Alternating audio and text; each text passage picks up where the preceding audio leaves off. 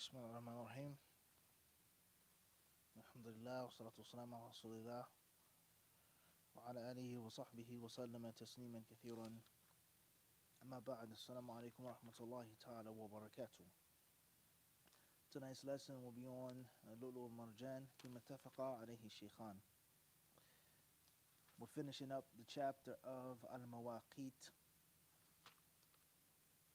and like we always say, pertaining to prayer, pertaining to fasting, pertaining to marriage, divorce, buying, selling, zakah. We have the different workshops. We have the simple, easy things that we do, that we lay out for the people.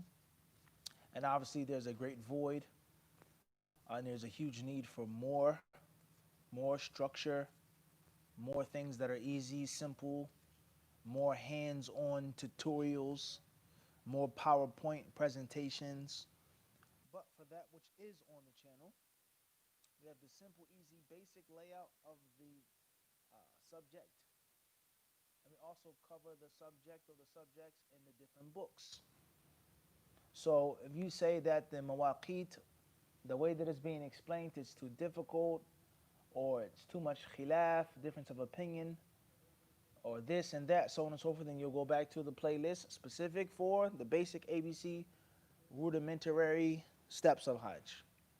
And if we're doing Kitab al-Siyam from Lu'lu wal Marjan and reading from the speech of Nawawi and say that's too confusing, that's too difficult, etc., etc., etc., then you go back to the playlists that are specifically devoted and made for the simple, basic tasheel, tabsit, ikhtisar, talkhis, the summarizing, simplifying of the rulings of fasting. Wa'akada. So there are different ways and different routes, different angles, perspectives of studying one topic. Study it from the fiqh book, from the hadith book, one opinion, difference of opinion, etc. And inshallah ta'ala, at the end of the day, it's all supposed to end in one location and one destination. That is the proper way. That is our way, bi'idhnillahi ta'ala. Everybody clear on this, inshallah ta'ala. So that's FYI, so no one to get confused or lost or feel that it's a step or notch above my head. There are other, alhamdulillah, many different playlists in which you don't necessarily have to study from Al-Lu'lu wal Marjan. Tayyib. We're going to finish the chapter with some more speech with regards to the miqats. Nawawi rahimahullah, he says, وَاعْلَمْ أَنَّ لِلْحَجِّ مِيقَاتَ مَكَانٍ وهو ما سبق في هذه الأحاديث وميقات زمان وهو شوال وذو القعدة وعشر ليال من ذي الحجة ولا يجوز الإحرام بالحج في غير هذا الزمان. هذا مذهب الشافعي. ولو أحرم بالحج في غير هذا الزمان لم ينعقد حجا وانعقد عمرة. He says, know for sure that this is the miqat for Hajj with regards to location, like we explained. The miqat, which is makani, it's a location. Okay? And these miqats have been explained. Yalamlam, right? Juhfa, Dhul Hulayfa, okay? Qarnul Manazil, that Irq, etc. He says, as far as the miqat zaman, miqat zamani, the time, place, the time frame, then they are the month of Shawwal, first and foremost, obviously right after Ramadan. Secondly is the month of Dhul Qa'dah, from beginning to end. And thirdly, 10 days of Dhul Hijjah, 10 nights of Dhul Hijjah. Those are the only 3 months, the only time in which you are allowed to commence Hajj Ihram. To make the intention, verbal, spiritual, physical, initiation and commencement of Hajj. If a person made the Ihram, the intention to enter into the sacred state for Hajj, outside of these 3 periods, then the Hajj would be invalid. The Hajj wouldn't even have, he says, lam yan'aqid. It wouldn't have commenced. It would not have commenced. It would not have begun. Tayyib. He says, and this was the school of Imam Shafi'i, rahimahullah ta'ala. As far as if a person made the Ihram in Rajab, or Jumad al-Ula, or Sha'ban, or any other month, then it would be umrah. And it would not count as a hajj, but it would turn into an umrah. It would turn into an umrah. وأما العمرة فيجوز الإحرام بها وفعلها في جميع السنة ولا يكره في شيء منها. As far as umrah is concerned, then you can make umrah whenever you want to. And there is no time, he says, in which umrah is disliked. No time in which a person should not and cannot perform the umrah. He says here, لكن شرطها أن لا يكون في الحج ولا مقيما على شيء من أفعاله ولا يكره تكرار العمرة في السنة بل يستحب عندنا وعند الجمهور وكره تكرارها في السنة ابن سيرين ومالك. He then says, however, the condition of the umrah is that the umrah cannot be made within the hajj. Doing anything from the deeds and acts and rituals of hajj, you can't just say, I'm going to start an umrah. He then says, furthermore, there's nothing wrong with performing umrah more than once in a year. 2 times a year, 3 times a year, 4 times a year, 5 times a year. He says it's recommended to repeat it and to do it multiple times in 1 year, according to the school of most of the fuqaha. Most of them. And there were some who said that you shouldn't do it, and the umrah should not be repeated yearly, annually. And that was the view of Muhammad ibn Sirin and also of Imam Malik. Muhammad ibn Sirin and Imam Malik. Now obviously there's going to be a clash here. Muhammad ibn Sirin is from the Salaf al-Salih. Imam Malik, rahimahullah ta'ala, is from the Atba' Tabi'een. He met Zuhri, okay? From the Sigar, the lower class or the juniors from the Tabi'een, still from the first 3 from the Salaf. Why did they say that a person should not repeat the Umrah in 1 year? And what proof are they using? Obviously, the majority of the scholars, they're using the proof of the Umum al-Tashri', the generality of legislation. The hadiths prove the virtue of Umrah. The Quran talks about وَأَتِمُّ الْحَجَّ وَالْعُمْرَةَ لِلَّهِ, finish the Hajj and Umrah for Allah, so on and so forth. Perhaps Malik said, I never seen the Medinites doing it. I've never seen any one of the people of knowledge of Medina doing it. So that's going to be another clash, and there's another example of how those who say that you can't use hardcore proof from Quran and Sunnah to do something because it wasn't the understanding of the Salaf. You're going to crash. You're going to run into a wall, and there are countless issues like this. All right? When the Salaf clearly agreed upon an issue and understanding it, practicing it, there's no discussion. There's no discussion that this is the maqsood min an-nas. This is what's meant by this text. The overwhelming majority understood it and practiced it like this. No discussion. As far as one person didn't do it, or one person did it, Ibn Umar radiallahu anhuma would go to where the Prophet urinated and urinate. Ibn Umar radiallahu ta'ala anhuma would do this when he visited the Prophet's grave over and over again. That doesn't prove that that's madhab al-salaf, as many people falsely understand, think, and feel. Let alone the fact that you may have an issue, whether there are so many issues in which there is a ton of dalil, and there is no specific athar to show you what they did or did not understand from it. So obviously the asl and the default setting is the zahir of the nas. And a perfect example of this in the United States and in the Western Hemisphere, Canada, the UK, whatever the case may be, a person says, you can't go and teach at this masjid. You can't go to this conference. You can't go speak there. Obviously, the imam or the scholar or the student of knowledge or the graduate or the brother who's in school, he says, well, Allah says, "Ud'u ila sabili rabbik wa man ahsanu qawlan mimman da'a thumma du'um ila al-Islam." Okay, فَإِنْ يَهْدِيَ اللَّهُ بِكَ. Hadith after hadith, verse after verse about da'wah, about teaching. وَلْتَكُمْ مِنْكُمْ أُمَّةٌ. They say, no, that wasn't the understanding of the Salaf. The Salaf never understood those verses and those hadiths to go and teach the people, to go explain to the people. You can't mix with them and to kathir sawadahum, etc. طيب, no problem. Where are the athar of the Salaf al-Salih for every verse that I've quoted? And of the hadith that I mentioned, show me where there is their faham for that. Where did they say, this is our faham?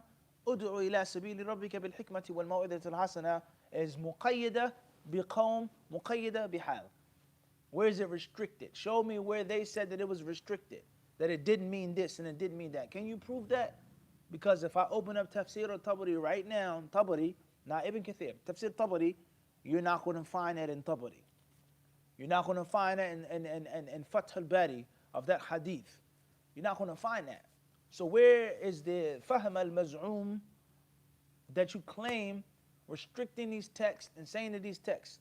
Do you have that? Secondly is, many people, they make a mistake. Oftentimes, they'll claim that something is against the way of the Salaf and something you're opposing the Salaf. In actuality, there's no text from the Salaf whatsoever, but you just might find a statement of Shaykh al-Islam ibn Taymiyyah. Not saying that Shaykh al-Islam ibn Taymiyyah is wrong, but Shaykh al-Islam ibn Taymiyyah is not the Salaf. So Shaykh al-Islam ibn Taymiyyah, he says this verse doesn't mean this. This hadith does not mean that. That's not the intended meaning of that verse. That's not the proper interpretation of that verse. Tayyib, no problem. But where is it in Tabari? Where is it in Ad-Durr al-Manthur? Where do you find it in Musannaf Abd al-Razzaq? Where is it in Sunan al-Kubra al-Bayhaqi? Where do you find that this is the maqsood of this hadith or of this ayah? You're not going to find it. So a person, he comes along and he refutes someone and he says, Brother Fulan made a mistake.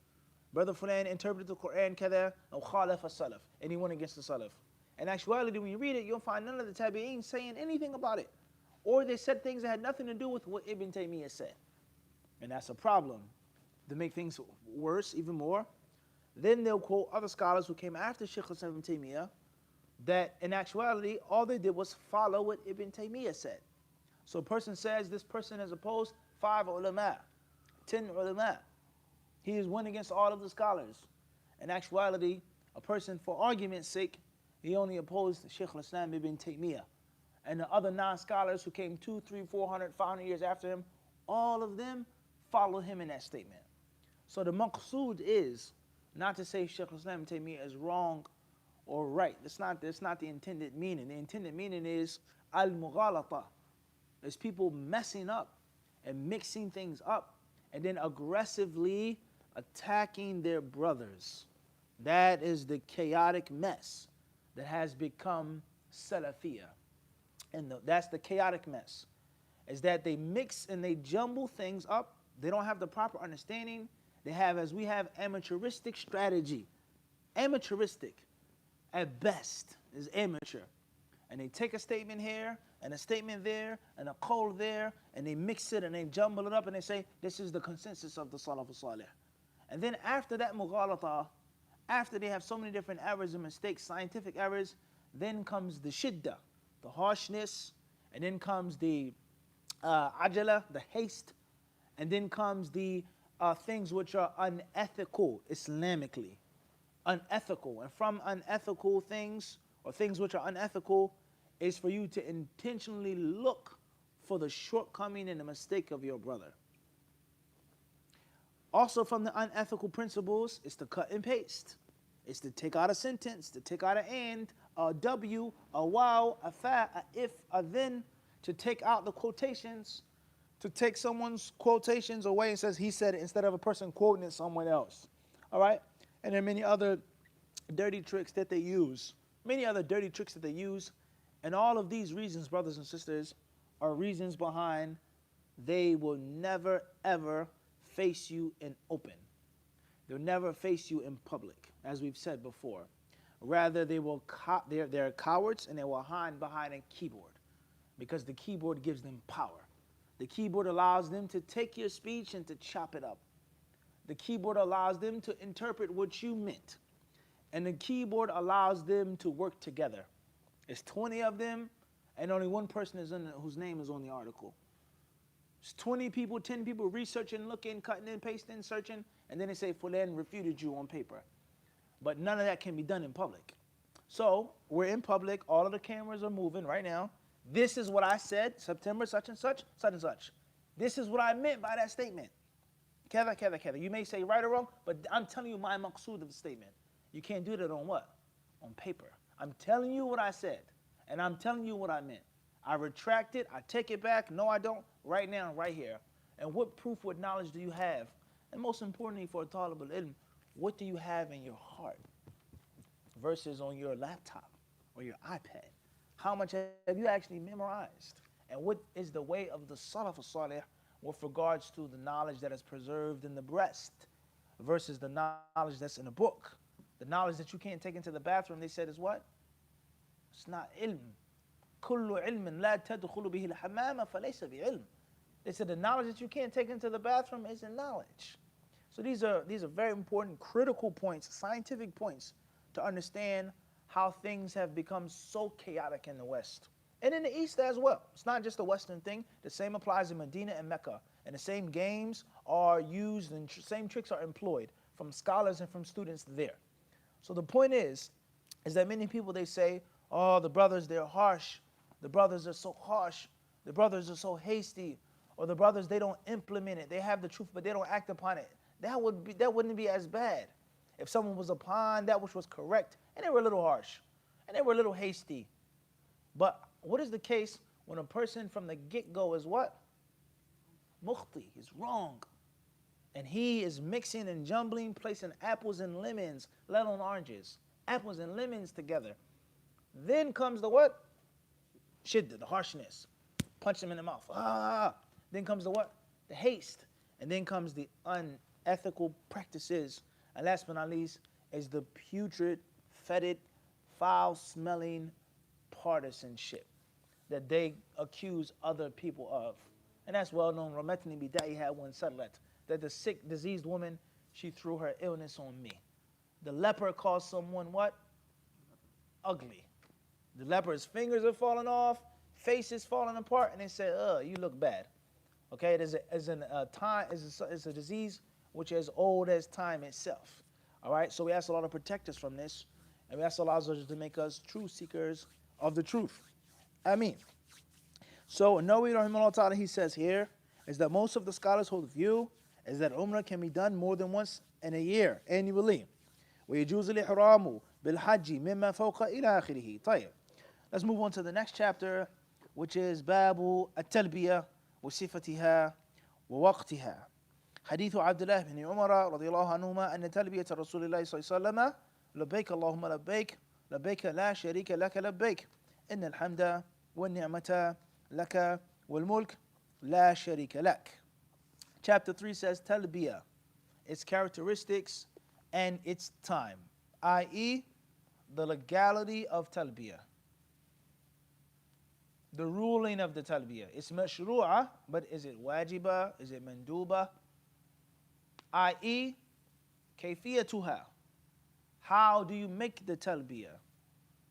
When do you make the talbiyah? The tafasil, the detailed fiqh rulings of the talbiyah, which is one of the most important parts of beginning Hajj and Umrah. On the bus, on the train, walking, labbaik Allahumma labbaik, labbaik. What is the talbiyah? How, why, when, and where, etc., etc. Do women raise their voices with talbiyah? Or should only men raise their voices with talbiyah? Should a woman raise her voice to be heard? Can you make talbiyah in unison, all together, or is that a bid'ah? People say the dhikr after salat together is bid'ah, but on Hajj they what? They make the talbiyah together. Everyone understand this? When do you stop the talbiyah? وهكذا. طيب. Hadith number 736 is narrated by Abdullah bin Umar, may Allah be pleased with them both. The talbiyah of Allah's Messenger, prayers and blessings of Allah be upon him, was labbaika Allahumma labbaik, labbaika la sharika laka labbaik, innal hamda wan ni'mata laka wal mulk la sharika laka. I respond to your call, O Allah. I respond to your call, and I am obedient to your orders. You have no partner. I respond to your call. All the praises, thanks, and blessings are for you. All the sovereignty is for you, and you have no partners with you. Nawawi rahimahullah ta'ala says regarding the talbiyah, قال القاضي قال المازري التلبية مثنات للتكثير والمبالغة ومعناه إجابة بعد إجابة ولزوما لطاعتك فتثنى للتوكيد لا تثنية حقيقية بمنزلة قوله تعالى بل يداه مبسوطتان أي نعمتاه على تأويل اليد بالنعمة هنا ونعم الله تعالى لا تحصى. وقال يونس بن حبيب البصري لبيك اسم مفرد لا مثنى قال إلى آخره. طيب. So, Nawawi rahimahullah, he quotes from his predecessors, the previous commentators, regarding the meaning of the talbiyah linguistically, where it comes from, what's the breakdown of the word linguistically, the talbiyah, labbaik Allahumma labbaik, and what's meant by that. And we'll skip some of that. No need to get caught in some of those other issues right now. بعض الأخطاء فيما يتعلق بالتأويل الكلام ما يستقيم نهائيا ما يستقيم. طيب. And he summarizing it, the talbiyah basically means, I am here to obey you, O Allah, over and over again. I'm here to obey you over and over again. Over and over again. طيب. قال القاضي قيل هذه الإجابة لقوله تعالى لإبراهيم صلى الله عليه وسلم وأذن في الناس بالحج. وقال إبراهيم الحربي في معنى لبيك أي قربا منك وطاعة والإلباب القرب.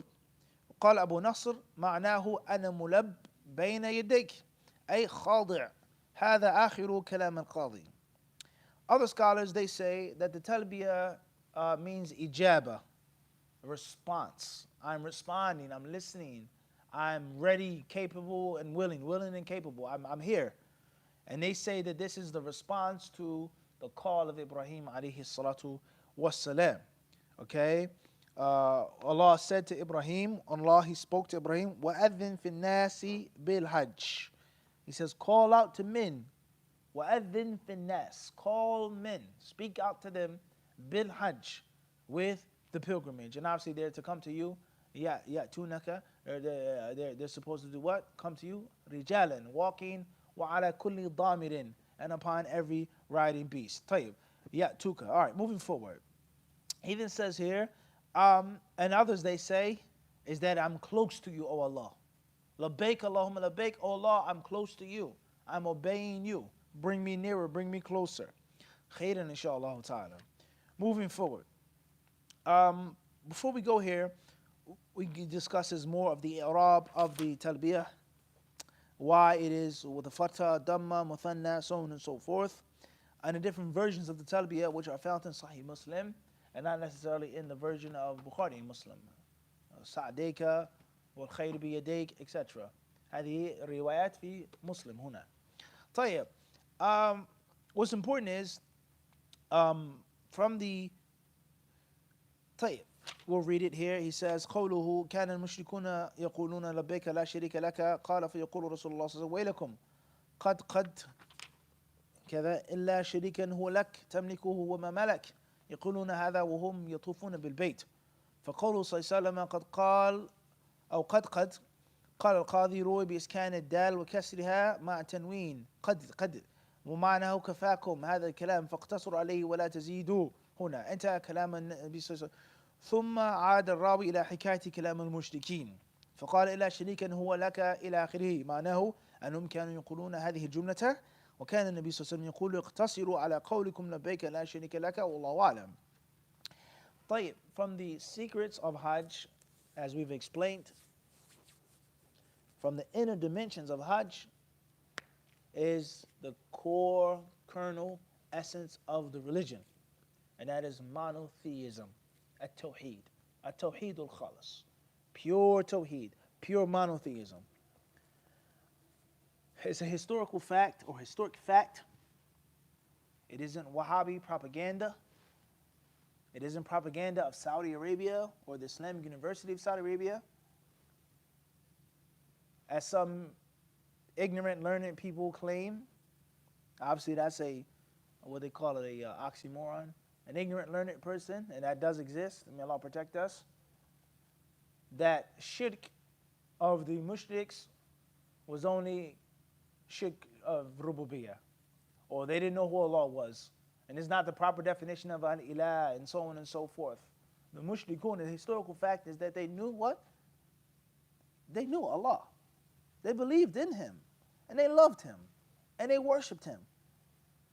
And their problems were two main problems. Problem number one was singling out Allah, making Allah the only deity, and not the supreme deity. Big difference.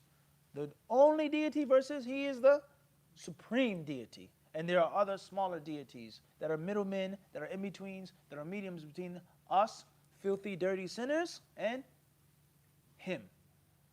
Secondly, is that which they did believe in, that which they did accept, some of it, much of it was warped and distorted. Warped and distorted. So the Prophet ﷺ, he came to sweep clean both of those problems. And this is proven in the Talbiyah. Is that the mushriks, they would say, إِلَّا شَرِيكًا هُوَ لَكَ تَمْلِكُهُ وَمَا مَلَكَ. They say, oh Allah, we're here at your service. And you have no shirk, no partner, except for a partner that what? هُوَ لَكَ, does belong to you. تَمْلِكُهُ وَمَا مَلَكَ. You own it and that which it owns. In other words, they acknowledged that Allah was the supreme deity. And there were other deities that were under, inferior to him. And they themselves, look at this guys, they themselves acknowledged that Allah had the supreme rububiyyah. Everyone understand this? So to come and to say that the mushriks did not know Allah at all, they did not believe in Allah at all, they did not worship Allah at all, to come and to say that they believed that there was another supreme creator with Allah, that's historically what? Incorrect. According to Ibn Abdul Wahhab, no. According to what? هذا هو الصحيحين. No, he died how many years before Ibn Abdul Wahhab was born? 676 he died. Ibn Abdul Wahhab was born. Everyone understand this? So, and there's another example, and this, hopefully you guys can get the point, is that we're not against just one group or one sect, and we're not out to just bash one group or one orientation. Many people, they may think that, right? He's just here to bash these people. La la la la la la. We're against what? Inaccuracies. Whoever or whatever, however it is, however it's brought. So there are people who come today and they say, is that the aqidah that the mushriks knew Allah, they loved Allah, and their only problem was shirk. That's a Wahhabi propaganda. And there are many different consequences of that belief or not having that belief. Pay attention. With regards to making takfir on other people who say that they are Muslims. And what is the aqidah of Tawheed? Is it just accepting and affirming Allah's lordship or not? So historically speaking, the pagan Arabs, they did what? They knew who? They knew who Allah was. There wasn't an issue. They loved Allah or they didn't love Him. Of course, they worshipped Him. They made tawaf. They slaughtered for Him. Their problem was one or two things. Shirk, other partners, or what? Distortion. There were certain things which they did not accept. The angels are Allah's daughters, they said. That's an example of a distortion with regards to Allah's perfection. Well, Allah hears everything. Allah knows everything. Allah loves, Allah hates. That was something that was what? That was known to them. Khairan inshaAllah ta'ala. Allah can't forgive us because we're sinners. We're dirty. We deal with prostitution. We take the wealth of the orphan. We mistreat our slaves, right? We abuse our women. We do wrong. We gamble. We're too filthy to go directly to Allah. So we need Lat or Uzza, except to what? Take it up to Allah. They had distortion. But the asal of the Tawheed of Ibrahim, of Ismail was what? Was there. And the religion, honoring the guest. And there's so many other examples of this. And that is not a Wahhabi what? That's Bukhari and what? Muslim. 1,000 years, 800 years, 900 years before there was any what? Muhammad bin Abdul Wahhab. Khairan inshallah. Moving forward. He says, so the mushriks, they would say this while they made tawaf, and that's when the Prophet ﷺ abolished it. He said, that's enough. La, you don't have to say that. Allah has no shirk whatsoever. So one of the secrets behind the talbiyah and one of the secrets behind the hajj is the establishment of tawheed. As it states in the hadith of Jabir, the long hadith in Sahih Muslim, it says, فَلَبَّى بِالتَّوْحِيدِ. He made the talbiyah of tawheed. And tawheed is based off of la sharika. As the Prophet ﷺ says in the hadith in Sahih Muslim, he who من وحد الله وكفر بما يعبد من دون الله حرم ماله ودمه أو بهذا المعنى. The Prophet ﷺ, he says, whoever believes in Allah alone, he singles out Allah and he disbelieves, he rejects what is worship besides Allah. فَمَنْ يَكْفُرْ بِالطَّاغُوتِ وَيُؤْمِنْ بِاللَّهِ. So al-kufr bil-taghut, rejecting it, that is the backbone of tawheed. That's the core essence of Tawheed, and not just accepting Allah, but singling out Allah Azza wa Jalla. And this is one of the greatest lessons of Hajj. So how poor and how sad and how horrible it is for people to go make Hajj. They spend thousands of dollars, they save so much money, and they go over there and they slaughter for other than Allah, or they swear by other than Allah, or they have necklaces and amulets upon which is the name other than Allah. They go back home and they slaughter for other than Allah subhanahu wa ta'ala. It's unfortunate. And unfortunately, the job of the scholar, of the student of knowledge, of the graduate, is to teach his people and warn them against shirk.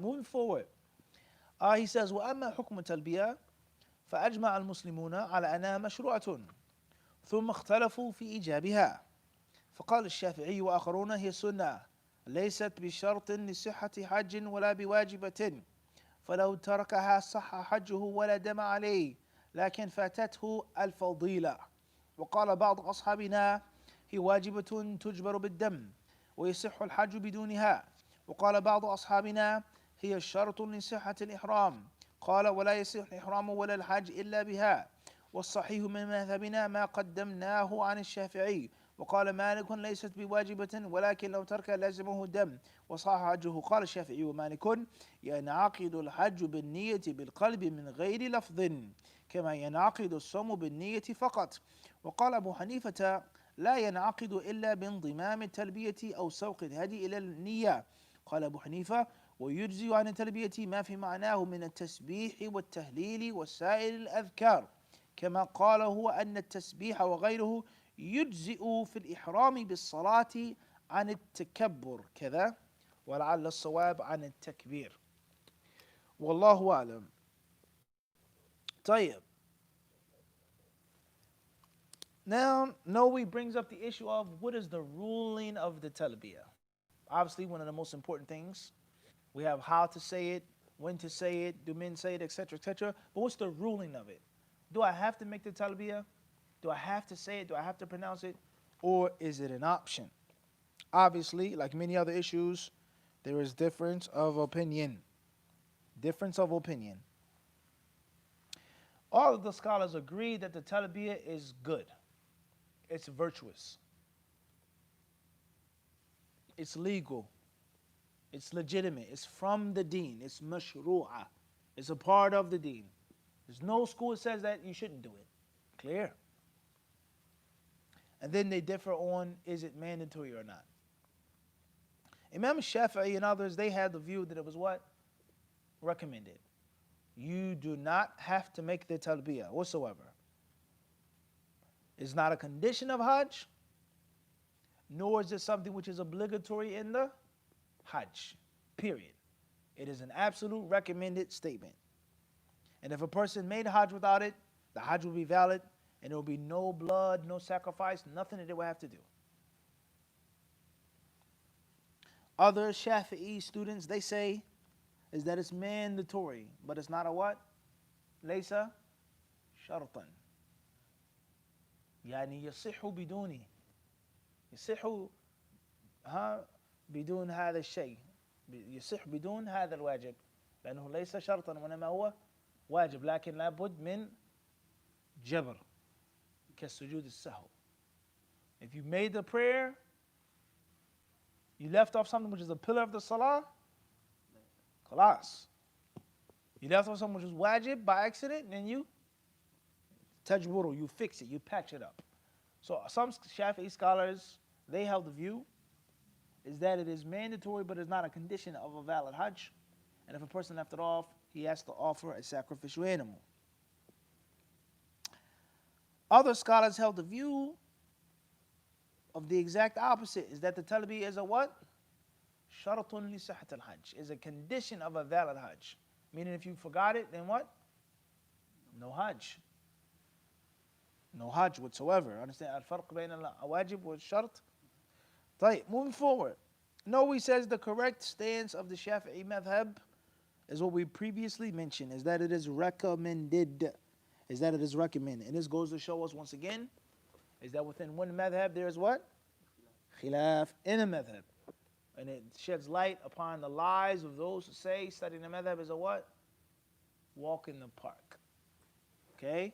You walk in the park, you hold someone's hand, there are roses and flowers blowing in the wind. This is what they present to the people. People that are against the hadith and studying of hadith directly, people that are against comparative fiqh, they say that studying a madhab is sweet, easy, simple. You'll never ever have to use your brain.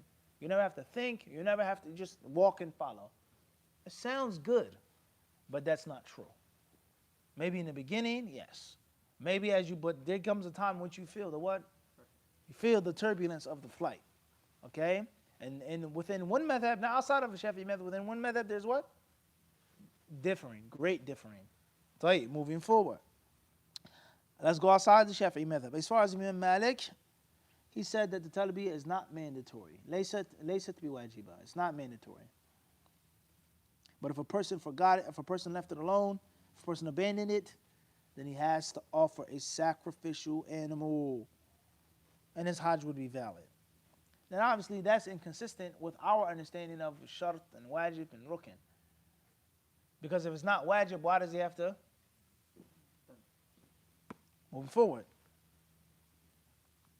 Shafi'i, Malik, they said is that the talbiyah, obviously it is not wajib, like we just said, and that the intention can be done with the heart, and it does not have to be verbalized. Then he mentions another detail.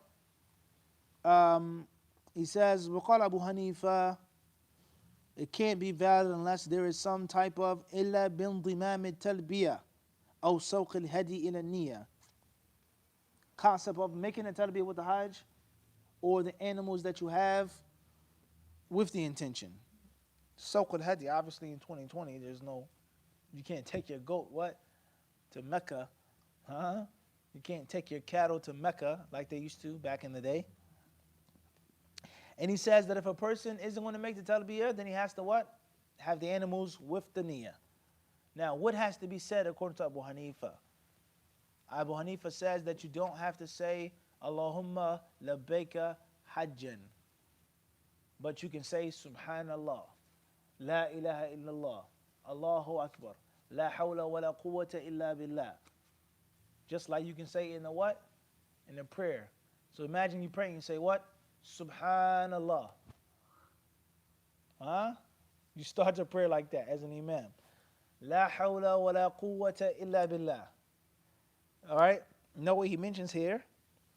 How in ihram, the takbiratul ihram, the takbir, one does not have to say what? Allahu Akbar. Naam, there's one. Abu Hanifa said that anything which proves ta'zim, that you're magnifying Allah and giving Him respect. You don't have to say Allah is the greatest. So imagine you make a salah, you lead the people, you say what? La ilaha illallah. So I want you guys go in the Hanafi masjid, right? And do that. Take the Mufti challenge. Whether you're in the UK or South Ozone Park or Richmond Hill, go do that, inshallah. Lead the salah one day in a Hanafi masjid and say what? La ilaha illallah. See how they look at you. See what they'll say to you afterwards. See the bad things they'll accuse you of. Brother, what are you doing? This is not how you pray. Astaghfirullah, where'd you study? Da, da, da, da, da, da. Who's your sheikh? Take me to your leader. This is what they would say.